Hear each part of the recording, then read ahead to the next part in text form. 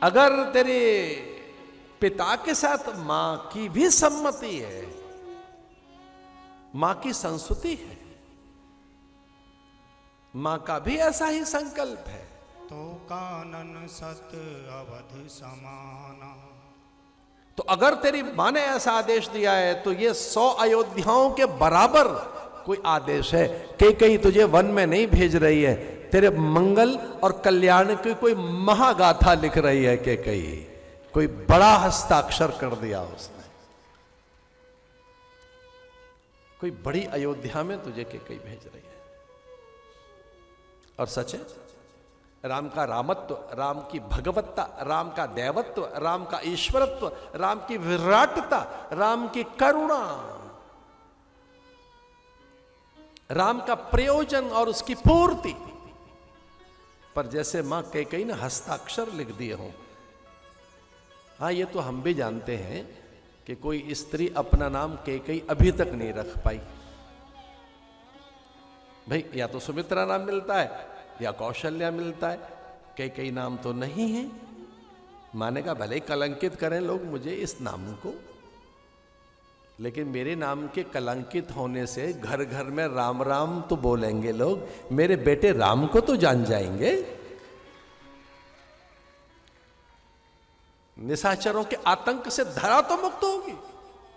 मेरा राम वन में जाएगा तो पता तो लगे ऋषियों को कि ये ब्रह्म है, ये ईश्वर है। नारायण इस नर के वेश में घूमता है, इसलिए वो गौरवान्वित हुई बैठी हैं, आनंदित हुई बैठी हैं कि भले ही मैं कलंकित हो गई। इतिहास में किसी को तो दोष लगता ही है, भले ही मेरे माथे पे मड़ दिया गया हो, और वो बहुत हर्षित होकर बैठी हैं। ये कह रही हैं कि इन देवताओं को कोई और नहीं सूझा, इन देवताओं के लोक कल्याण, इन देवताओं को एक ही बात सूझी कि लोक कल्याण, लोकोद्धार के लिए अगर कोई सहायक बन सकती है तो उसका नाम केकई है। धन्यवाद देवताओं को देती है। ये पुरुषार्थी कर पाते हैं ऐसा। उन्हें लगा एक बार पिता के चरणों में सर रख देना चाहिए।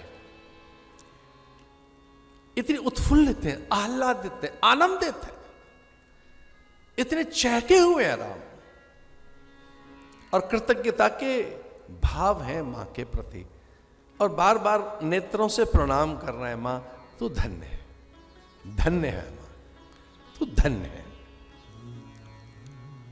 सारे मेरे कार्य सिद्ध कर दिए।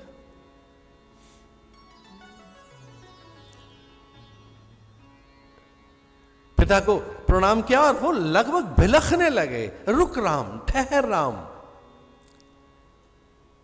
ऐसे शीश झुकाकर निकले। और अब राम को यह तय करना है कि जाएं कहां, किस दिशा में निकलूं, कहां निकलूं, पहले किधर जाऊं, कौन से मार्ग से निकलूं। अब राम निष्कंटक हैं पिता की आज्ञा का पालन करने के लिए।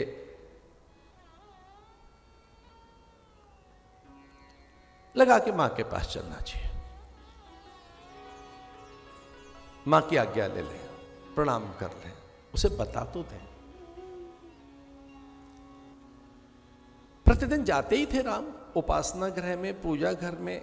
मां तो उपासना में रहती थी, मौन रहती थी, अनुष्ठान में। कौशल्या तो प्रतिदिन ही अभिषेक करती थी। वहां वेद पारायण करने वाले ब्राह्मण, आचार्य, मुनि गण, संत भोर में वहीं आ जाते। संयोग से राम उस समय पहुंचे हैं वहां जब मां लगभग आरती कर रही है, गरुड़ घंटी बज रही है, आरती कर रही है। लगभग पूजा संपन्न हो चुकी है और दशरथ को प्रणाम करते हुए राम कौशल्या के पास पहुंचे हैं। लेकिन तब तक राम को लगा था कि अब मां के चरण छू के निकल ही जाऊंगा तो वस्त्र बदल के जाऊं मां के पास। इसलिए अपने कक्ष की ओर मुड़ गए, मुकुट उतार कर, मोतियों की माला एक और रखकर, राजसी वस्त्रों का परित्याग कर राम ने सामान्य कटे वस्त्र धारण कर लिया और एक ऐसे ही सामान्य ब्रह्मचारी का वेश बनाकर सामान्य एक वस्त्र धारण कर राम ने देह को लपेट कर आकर मां को प्रणाम किया।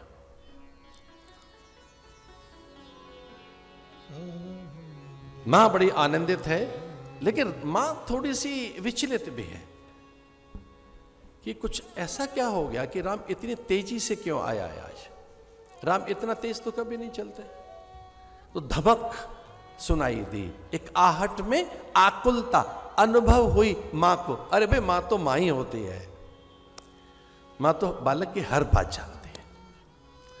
राम इतने आकुल होकर नहीं चलते, इतने व्याकुल होकर। राम में त्वरा नहीं देखी गई। त्वरा कहते हैं शीघ्रता को। राम में त्वरा और आकुलता व्याकुलता कभी नहीं देखी।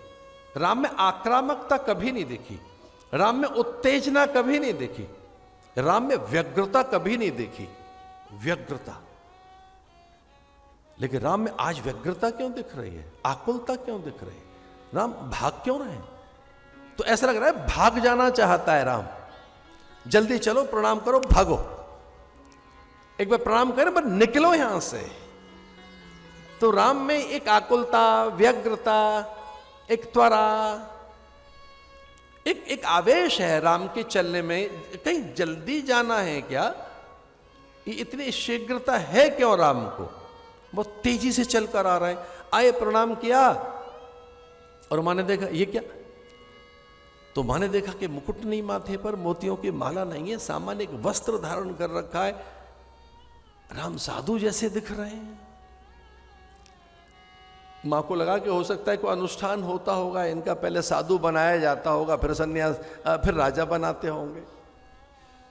कबही लगन मुद मंगलकारी, कहूँ तात जननी बलिहारी। कबही लगन, कब है वो मुहूर्त, कब है? मां जैसे मूल विषय पर लौट आई।